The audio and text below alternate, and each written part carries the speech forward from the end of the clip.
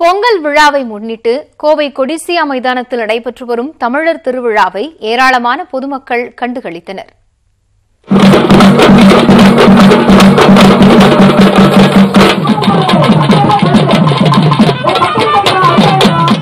நீங்கள் பார்த்துக் கொண்டிருப்பது கோவில் திருவிழா அல்ல, நாம் மறந்து போன தமிழர்களின் பாரம்பரிய கலைகளின் சங்கமம்.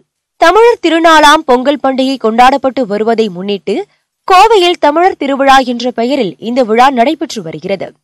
இந்த திருவிழாவில் நம் பாரம்பரிய இசைக்கருவிகளான எக்காளம், கோணத்தாரை, துடும்பு மேளம், கொக்கரை, கோவில் தவண்டை, பிரம்மதாளம், நெடுந்தாரை, மந்தப்பறை என ஏராளமான இசைக்கருவிகள் காட்சிக்கு வைக்கப்பட்டுள்ளன.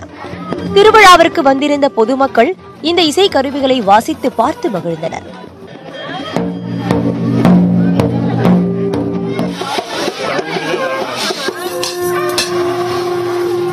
வளாகம் முழுவதுமே தமிழ் இசையால் நிரம்பி வழிந்தது.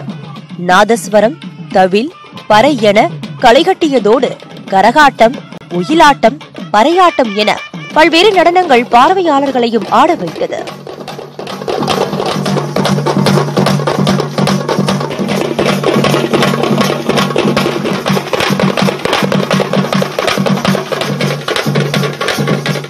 ஃபர்ஸ்ட் வந்தான மியூசிக்கல் இன்ஸ்ட்ருமெண்ட்ஸ், பழைய மியூசிக்கல் இன்ஸ்ட்ருமெண்ட்ஸ் பார்த்தோம். எல்லாமே சூப்பரா இருக்கு. வர வர நிறைய கேம்ஸ் வச்சிருந்தாங்க, பழைய காலத்து கேம்ஸ், இப்பெல்லாம் பார்க்க முடியாத கேம்ஸ் வச்சிருந்தாங்க. எல்லாமே சூப்பரா இருக்கு.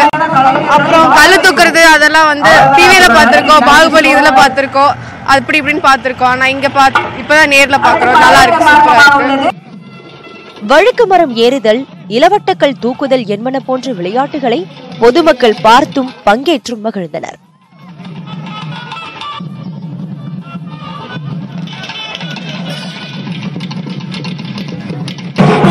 யாருமே இந்த மாதிரி எங்க ஊர்ல பண்ணது கிடையாது. இப்போ பார்க்கலாம், ரொம்ப நல்லா இருக்குது எல்லா விஷயம்.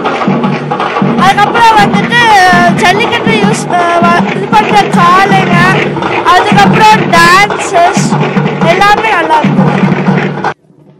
தமிழர் திருவிழாவில் ஜல்லிக்கட்டு காளைகள், குதிரைகள், சண்டை சேவல்கள் ஆகியவையும் இடம்பெற்றிருந்தன. மேலும் நாம் மறைந்தே போன குதிரை வண்டி சவாரியும் நடைபெற்றது. அதில் பொதுமக்கள் ஆர்வத்துடன் சவாரி செய்து மகிழ்ந்தனர். நியூஸ் 18 தமிழ்நாடு செய்திகளுக்காக கோவையில் இருந்து குருசாமி.